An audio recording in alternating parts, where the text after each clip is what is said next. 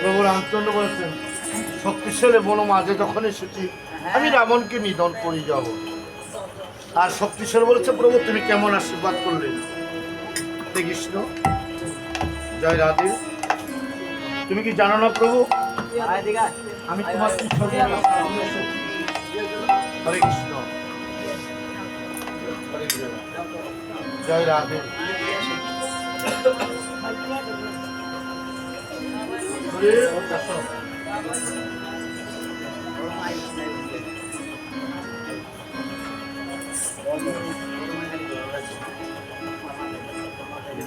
হরে কৃষ্ণ,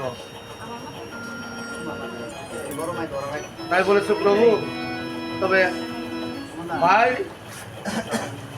তবে আমি যে সদনে এসেছি আমার যে তার কর্তব্য না হবে নরকামী হয়ে যাবে। হরে কৃষ্ণ।